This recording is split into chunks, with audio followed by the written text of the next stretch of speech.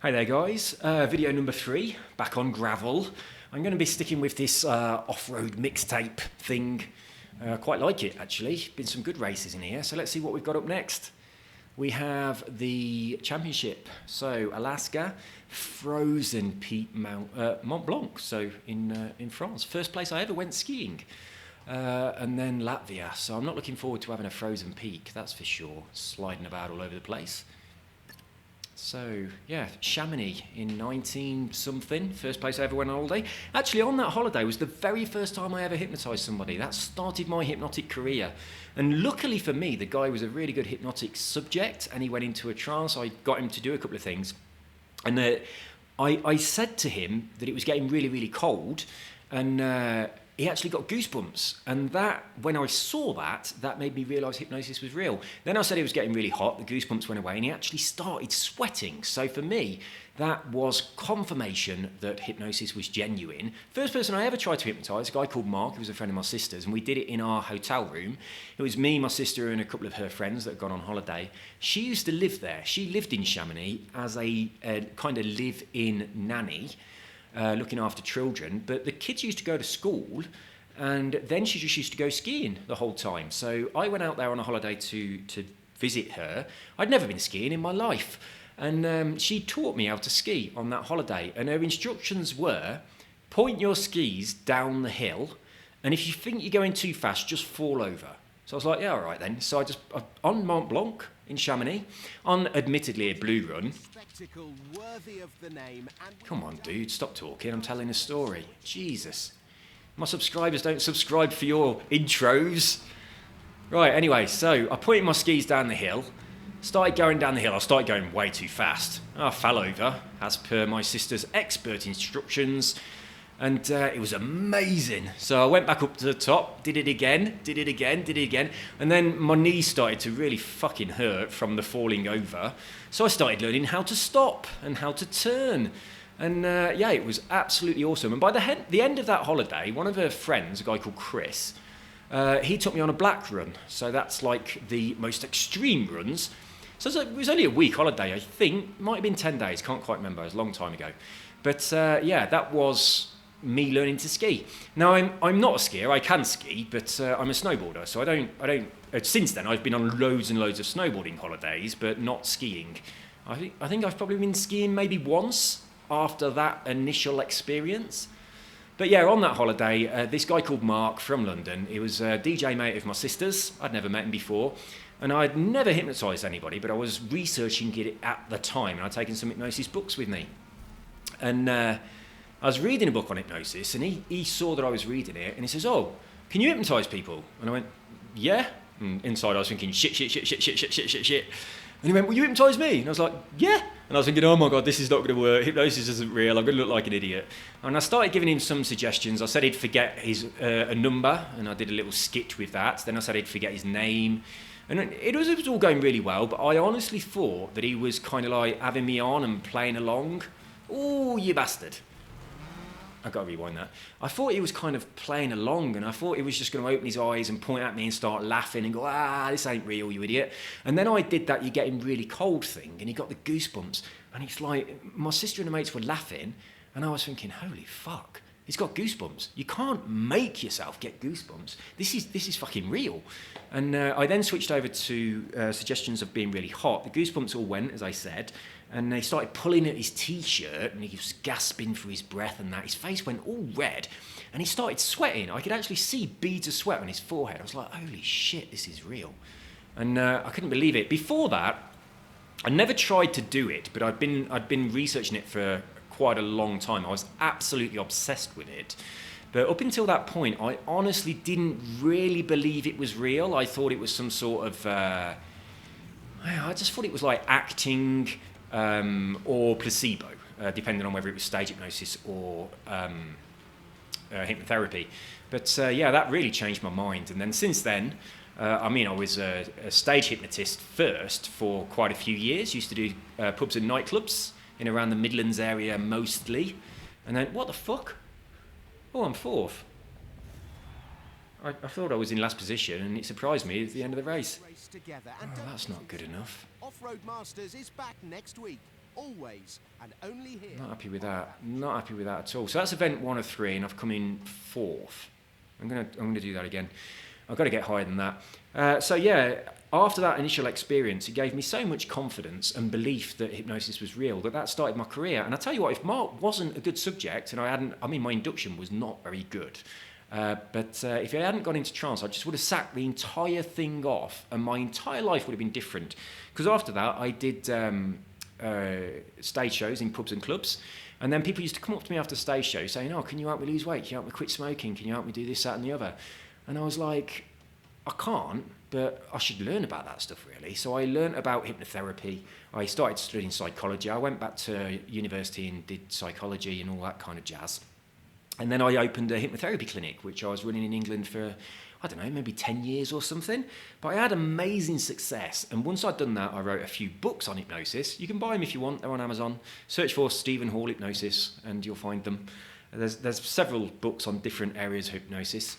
I then went into more covert hypnosis techniques and using hypnosis for sales. I got a job doing selling insurance so that I could test my hypnotic sales skills. And whilst I was doing that, I had to use the insurance sales scripts and someone had to sit with me. But once I'd passed a few financial services exams, I could go and see people by myself and give them financial advice on their mortgage. So at that point, I sacked off the official script from the company and I started using my own script that was laced with hypnotic language. And within the first month, I had smashed all the company sales records for the national company. I think I've told you this story before. I don't know, might not. But anyway, the following month, I beat my own records again, and we had several competitions in the company. It was a company called Essential Mortgages. Just after I left, they got shut down for doing backhanders to Northern Rock, and the financial services piled in there. So I'm glad I left before all that come up. I had no idea what was going on. But I won several competitions with them. One of them meant that I got a shitload of money and a load of wine. The guy said, "I'll buy you a bottle of wine for every policy you sell, and whoever sells the most policies, you also get this, I think it was £500 or something, or £1,000. So I bought myself a really nice guitar with the money, but I'd sold so many policies that I had boxes and boxes and boxes of wine, and I couldn't fit them all in my car. I had to do them over 2 journeys. So for ages in my flat, I had this wall of wine. And there was a couple who were mentally handicapped who lived in the flat next to me, and she kind of saw them one day, and she kept kind of like coming to my door and looking around me going, "Oh, you've got a lot of wine, Stephen. Could I have some of your wine?" So I gave her the wine. She went absolutely fucking loopy. She was running up and down the corridors of the flats going, "Choo-choo," on my wine. And then she wouldn't stop coming round. So I moved it to where you couldn't see it. And I said, "Oh, no, it's at my parents' house now, so I can't give you any more." But I think it sent her a bit crazy. But anyway, I digress, as I usually do. As you've probably noticed in my videos, we have little tangents here and there.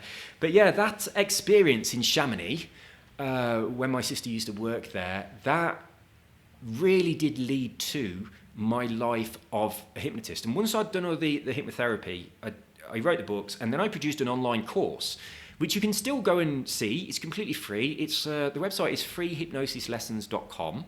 And that is videos of me teaching you how to become a hypnotist. It is totally free. So if you want to get on that, if you want to learn how to hypnotize people, anybody can do it.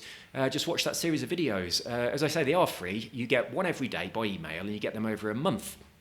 And I've had a lot of people who have done that free course and then come back to me and said, "I paid a fucking lot of money for an accredited course and got letters after my name and stuff. Then I did yours, and yours was better." So I get that a lot about that course. And I think it's because I know I've said this before, it all sounds so familiar. Anyway, but probably not for about a year. But I was absolutely obsessed with hypnosis. So I really, really experimented with it a lot. And I used to do things which were very unethical too. And a mate of mine, the guy who lives up in Manchester, he's also a hypnotist, but he went through more official routes. And I started just by doing it myself and practicing and seeing what worked and what didn't and just having a laugh. Whereas he didn't. He went through the official route. And he invited me around to his house, and I had a look at some of his course materials. I mean, this is going back a really long time when he used to live in Nuneaton, where I was at the time. I looked through his course, and this was a diploma course that gives you letters after your name, and once you'd finished it, you were I mean, I'm not sure what the accreditation status of that course was, but it meant that NHS doctors could refer patients to you for you to give them hypnotherapy. So it had to have some sort of credibility attached to it. But I looked through the course and it was so fucking basic. It was insane. And I was thinking, oh my God, if I only knew what this course teaches you, there ain't no way I'd feel comfortable accepting NHS patients or actually dealing with anybody in any kind of therapeutic situation. So I was astounded at how low level that course was. So when I made my course on the internet, which came from my passion of hypnosis, I didn't realise, because I hadn't looked at other people's courses, I didn't realise it was actually quite high level compared to other courses that were available. And I'm giving it away for free as well. So yeah, if you fancy a bit of that, go check it out, freehypnosislessons.com. Nothing to pay, and I'll tell you what, hypnosis absolutely changed my life. It really did. I used a lot of self-hypnosis, and that changed my personality a lot, which was good, because I used to be absolutely terrified of everything. If anyone said my name, I'd go bright red. If a girl touched me, I'd explode. And I mean, you can't explode many times before other people start to notice, and that's embarrassing.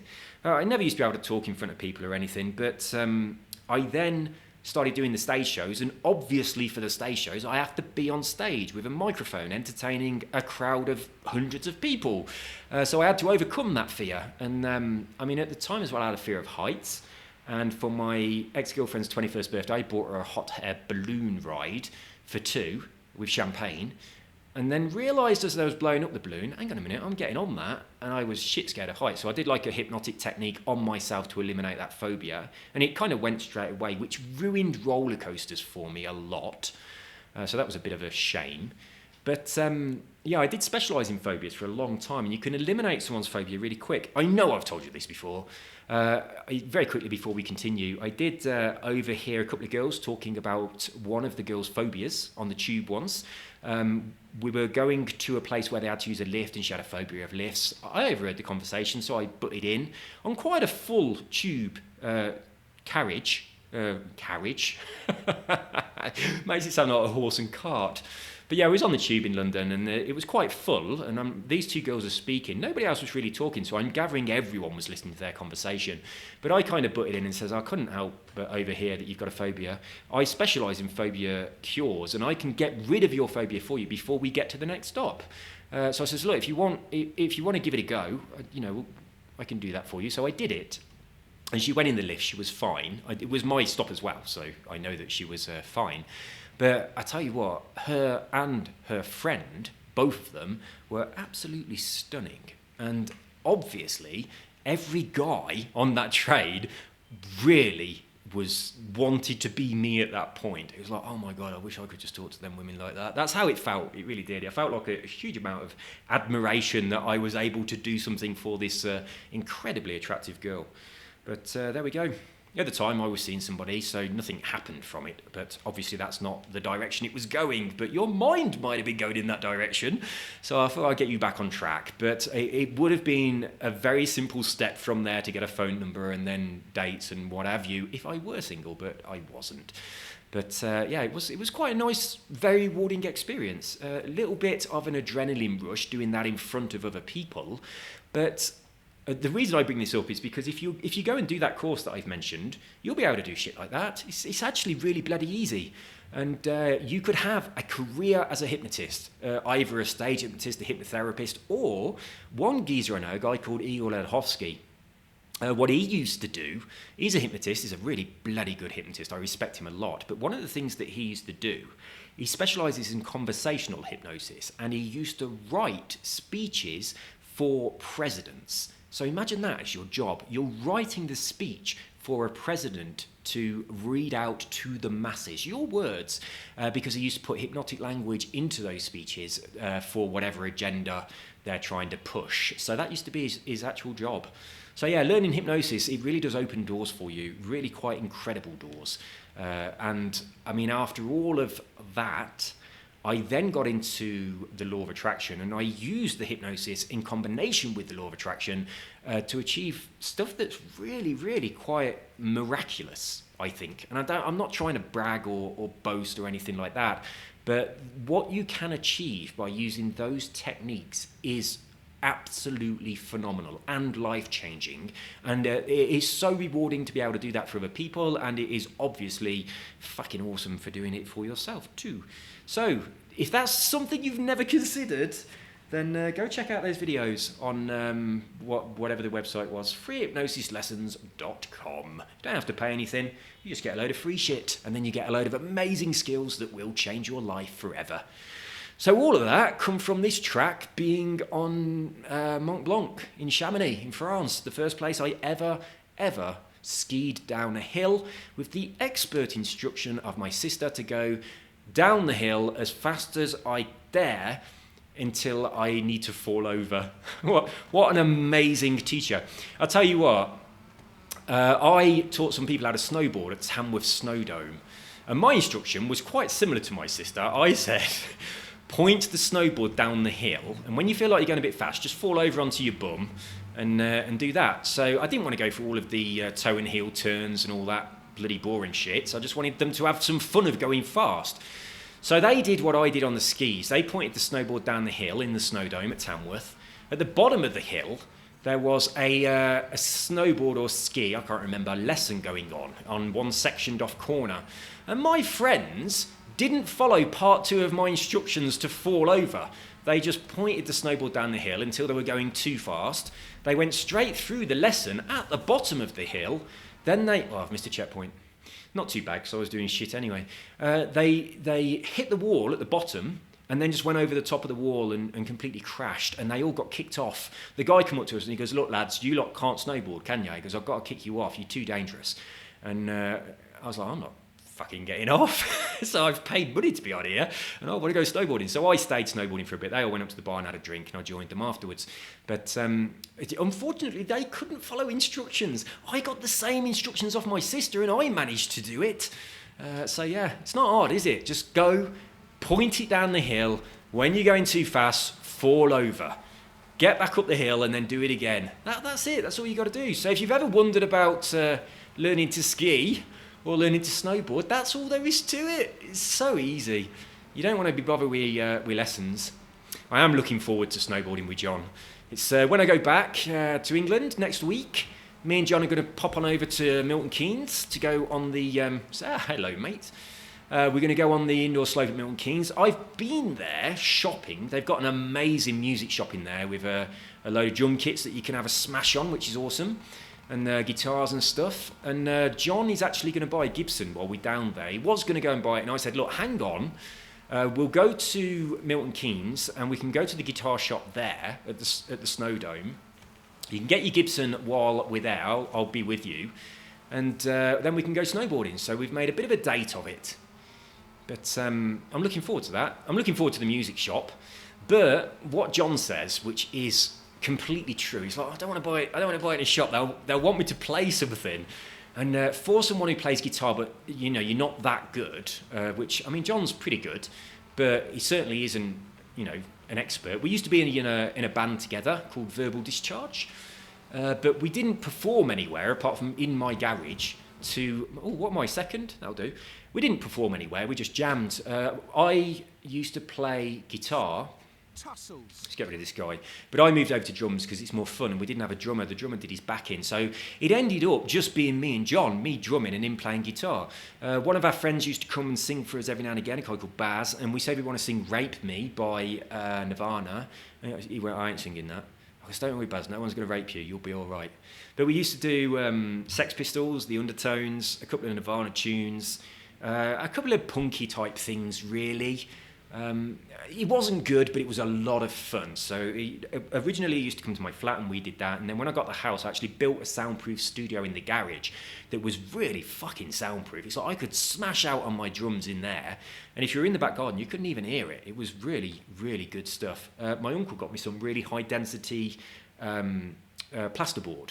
He worked in a place where they did soundproofing for commercial installments. So he got me some of this plasterboard and I doubled it all up and built this 8x8 by 8. It was like a cube in my garage, which we turned into the studio.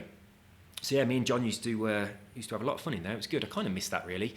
So when I came over to Colombia, I didn't bring my drums over. I gave them to a friend of mine who is a drum teacher, so he could give them to one of his students. But I've bought a couple of guitars over here, and I've also bought a piano, a really nice electronic piano over here as well, so I've kind of been playing that. But I want to get a drum kit, but unfortunately it's going to have to be electric because it's not fair on the other people who live in this same apartment block. So this is the one I wasn't looking forward to, the Frozen Peak. Welcome to Monte Bianco, off-road fans. Monte Bianco? Join the What? peacefulness of the mountains. Don't know what Monte Bianco is. Your ways. We're not exactly on holiday here. It's Mont Blanc. It's Chamonix. This is the land of hypnosis. That's what this is.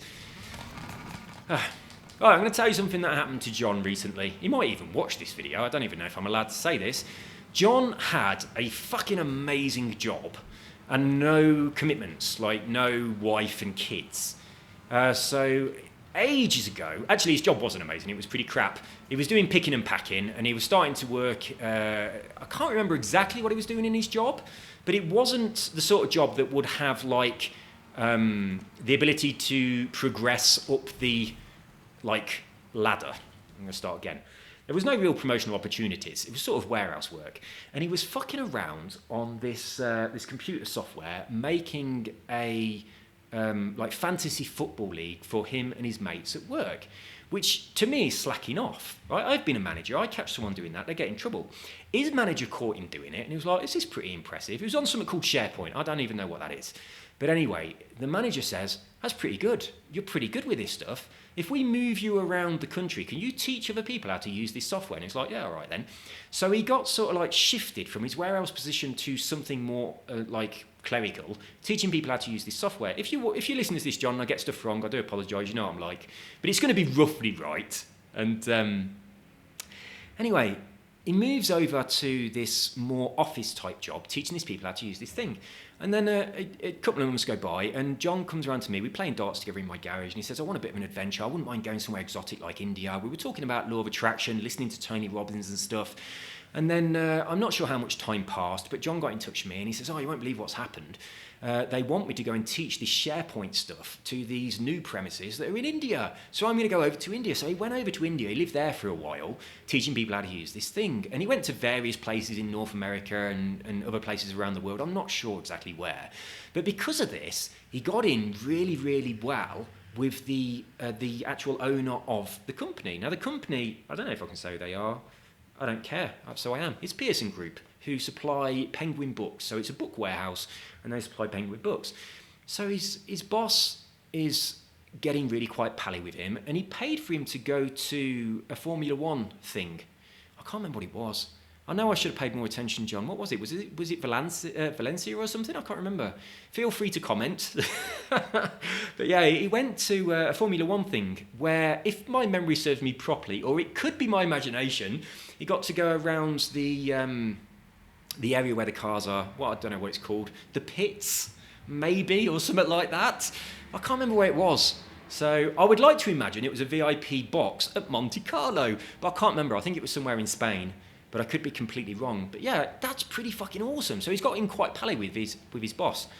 And then roll forward a couple of years, and they're taking voluntary redundancies. So John takes a voluntary redundancy from his work, gets a shitload of money, and then he just don't work for a while, and he enjoys his money for all that period of time, which is bringing us roughly up to now.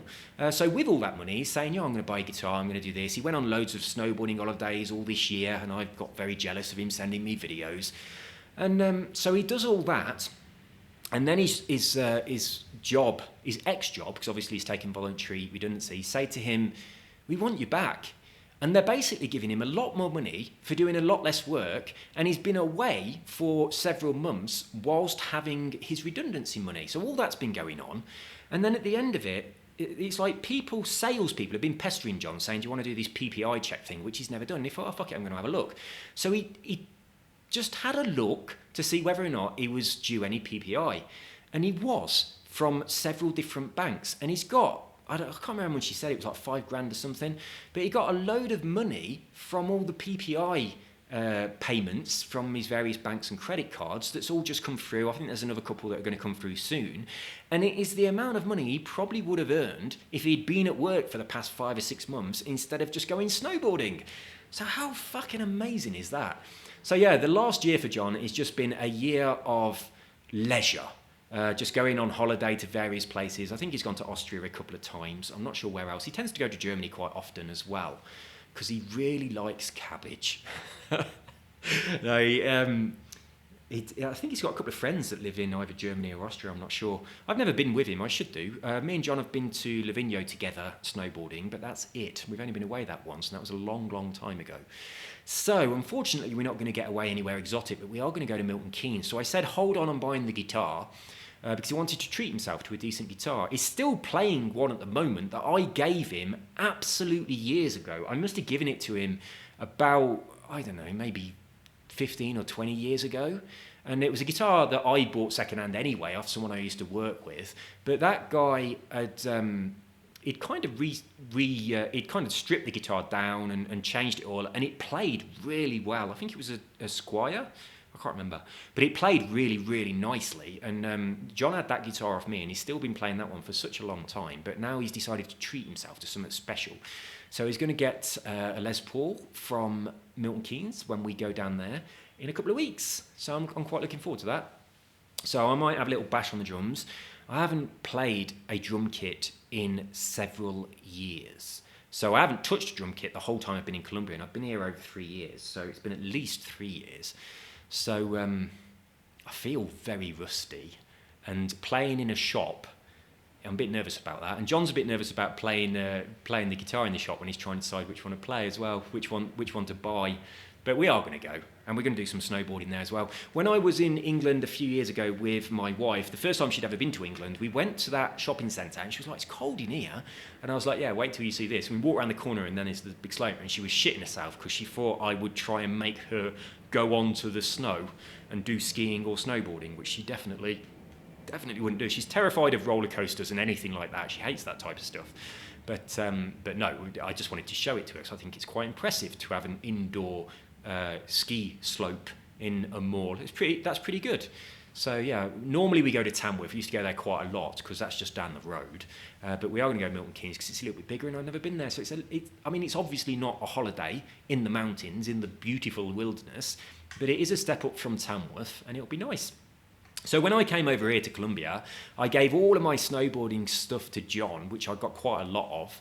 So I had about 3 snowboards, a bunch of boots and bindings and things. So he's got all that. So he's got plenty of equipment that I can borrow something back off him for when we go.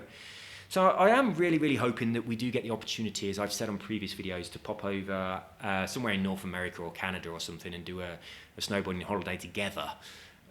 With a few of my, well, probably just me and John, to be honest, and maybe a couple of his mates. My other friend, who we used to go snowboarding with, he can't do any high-impact sports anymore because he's got a problem with his bones, like early onset osteoporosis, which I think was brought about by his quite drastic change in diet, because he's got very strict no-fat diet, and you do need some fat, and he's also a vegan as well, so he's missing out on quite a lot of the food that you need, and he's been doing that for a long time. So I don't know whether that's the cause, but I think it is. But now he's got this issue with his bones that means that he can't do snowboarding anymore. And I used to go mountain biking with him as well, and he can't do that anymore either. So he can't come on holiday, that's out of the question. But he has recently had a baby, 1.5 years ago. So his life is full anyway with children. He's got 2 kids, whereas John hasn't. So it's just going to be me and John and maybe one of his mates, I'm not sure, hitting the slopes. And I'm very much looking forward to it. Let's drive. Oh, I do like how the rewind is slow when you come back out of it. That is good. Oh, this is tight. This is tight. I'm in 5th. We've just started lap 2. I hope you guys don't come to my videos to watch the racing, because first of all, it's not that good, and secondly, I tend to pause a lot. So, come on then. Oh, bollocks, I've hit the thing button. I think I mentioned this on a previous video, but I'm not sure if I did or not, because it could have been a video I didn't upload. But what I really like about this rewind thing is you can choose where you want to rewind from, so I can start from there. Whereas on Forza, you haven't got that. You just have to go with wherever it takes you. This is much better, and a few games do this, it's way better. I know I've said exactly those words before, but I think that was on a video that I didn't upload, so I don't think I'm repeating myself for a change. Right, let's carry on. I like this car. I think it was a better option than the... what were the other 2? It was a Beetle and a Mini Clubman, wasn't it? So I definitely think this was the better option. of the 3. Oh, yes, that was worth it. That was a risk, but it paid off. And I'm not giving it you back. It's too tight, these trackers. You really can't open it up, and I do tend to get in front of them on the long straights.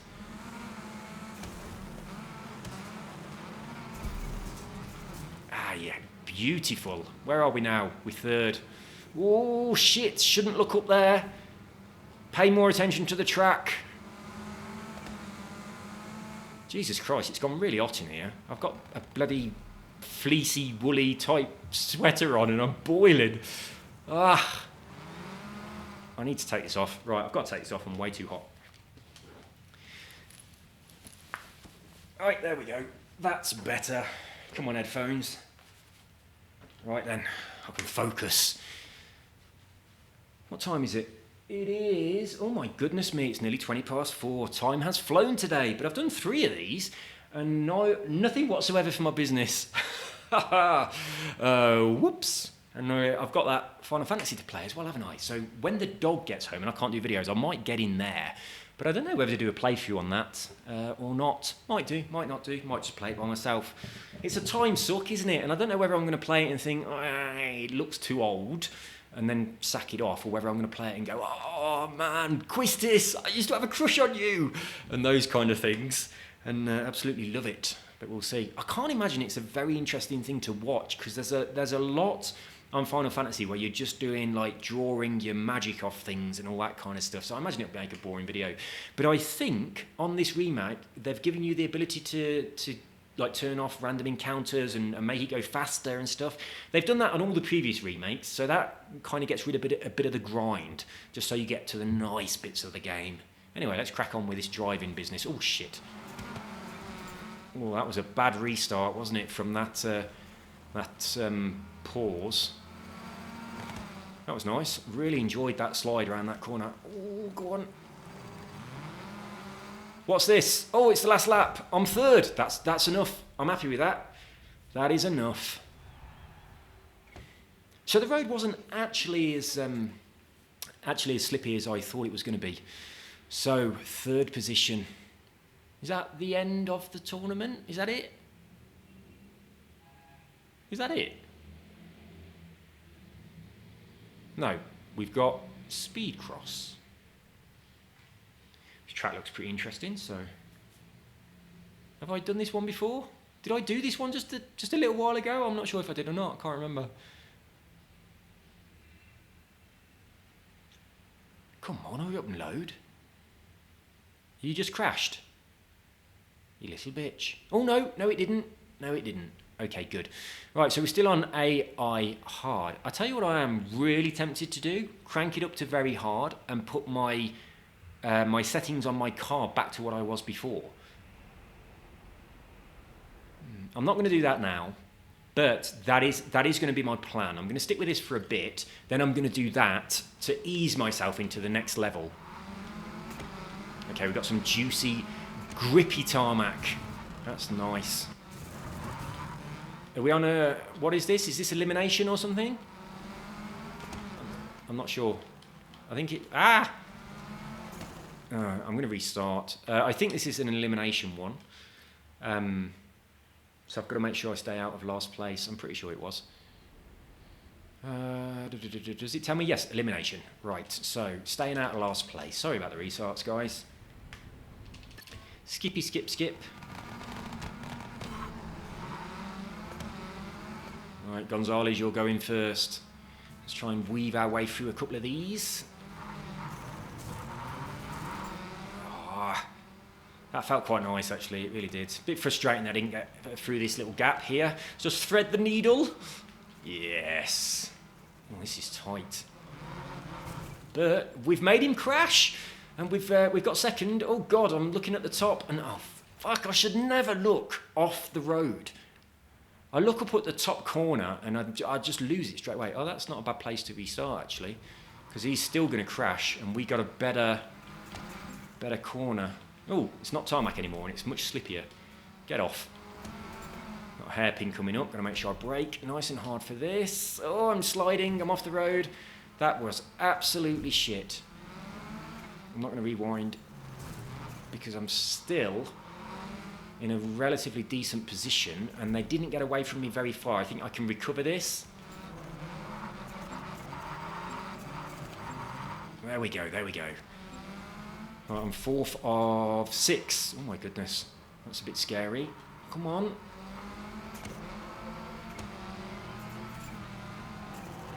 I'll cut across this grass. Didn't do me any good at all. I'm going to dive bomb this guy. Oh no, I didn't manage it. Ooh. It gets really slippy as soon as you go onto this sand part here. There's a big difference from the gravel. Oh, we can dive bomb him this time. Yes, you bleeder. Yeah, that's what I like to do to John. Oh, go on, go on, go on. Ah, go on, break, break. Oh, he squeezed ahead. Was it us two last? No, there's another one after us. Oh, go on. I'm in 3rd. I'm going to be happy if I get 3rd, and I think I am going to get 3rd. So that wasn't very good, but the guy stayed behind me. Oh, it's me or you this time. And it's going to be you. I'm sorry, mate, but it's going to be you. I've got to hold out for 20 seconds. I'm pretty confident I can do that. A little bit of handbrake to help me round. Got to remember that there's no grip around here at all. Oh, shit. Ah. Right, got back in front of him. That's nice. What we got? 6 seconds. Is it worth just going full throttle? Not worrying about the corner at all? Oh, no, no. Oh, I'm rewinding. I am rewinding. I'm not letting him take it right on the last couple of seconds there. So we've got to go around the corner. But I don't want to let him sneak on the inside. Oh, no, he's going to do it. Don't hit the wall. Don't hit... bollocks. Bollocks. Bollocks. I can't rewind. That's 4th, isn't it? Shit. What time are we on? 36 minutes. And what time is it? 4-ish. 25 past 4. I'm going to do that one again. I want to get 3rd. I'll try much harder this time. I'll stay focused. Oof. And I've got to remember when it switches over from the tarmac over to that sort of... It's kind of like sand. It gets a lot slippier, so I need to change my driving style a little bit to be able to maintain my grip, keep my driver line. I can't even remember where the switch is. Get out of the way, mate. Right, this is a fight. This is a fight. Come on. Yeah. Is it just after this? It is, isn't it? Yes, it is, right here. So it's just after that. Oh, it is so slippy on here. Ah, there we go.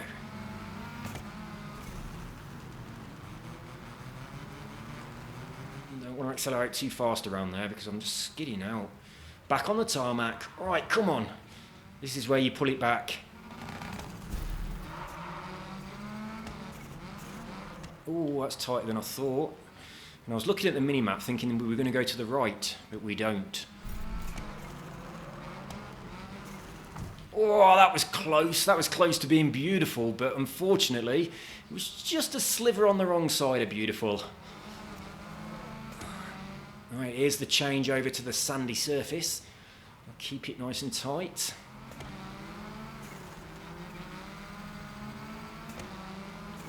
That's better. That's a lot better.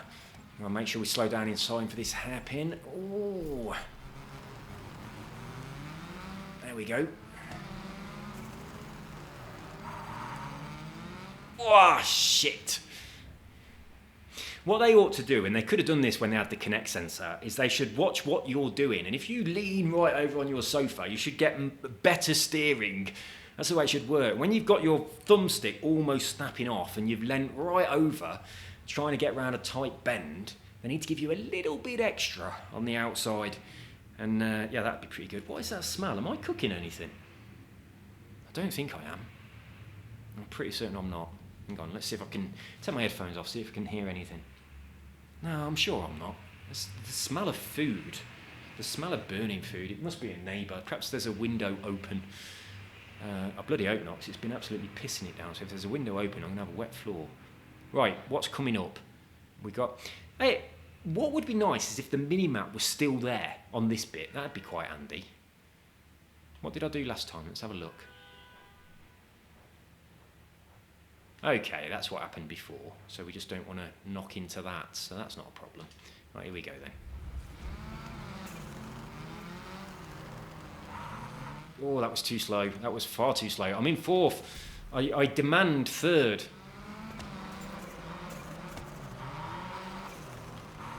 And you ain't going to get it driving like that.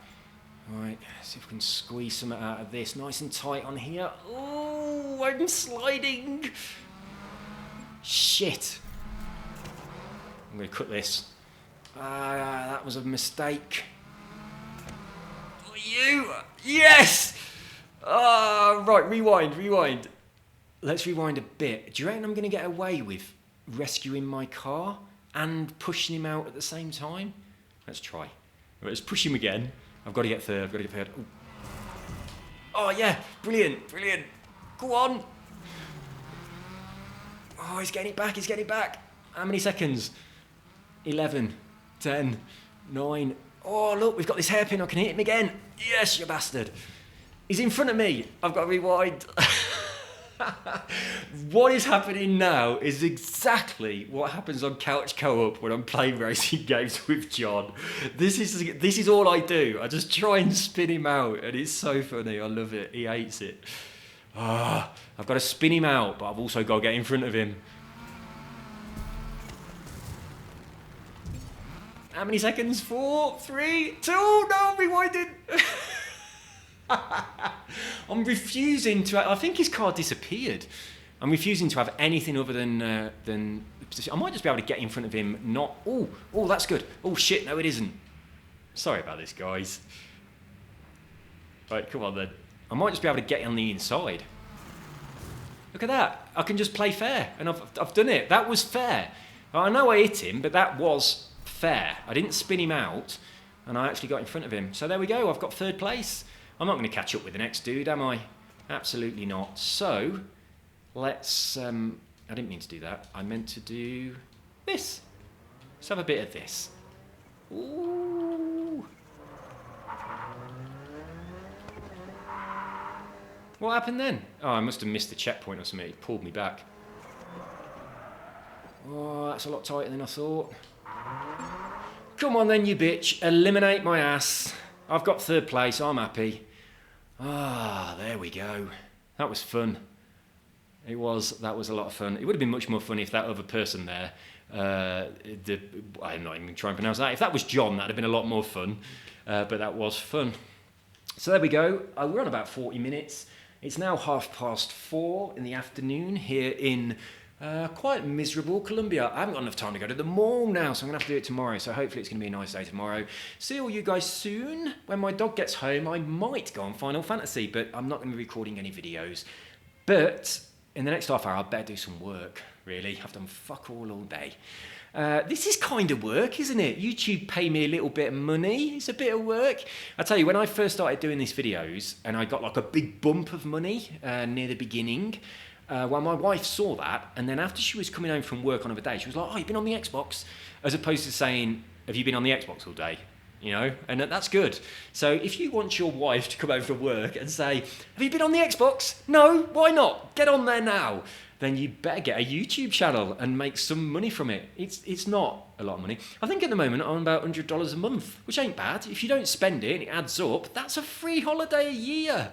So that's not bad at all, is it? But I mean, now I'm back on it might go up a little bit. So who knows? My Maserati Gran Turismo could be within my grasp if I can do a lot more videos and get a lot more money. See you all soon, guys. You take care and have an awesome day. We are going to go and play Final Fantasy. So, tatty bye. Oh, no, I'm not. I'm going to go work, aren't I? I forgot about that bit. I'll have a coffee. I'll do I'll work until Filippo comes home. Then when he's home, I'll play with him for a bit. Hopefully he'll be tired. Then I'll play Final Fantasy. See you later, guys. Take care. Bye-bye.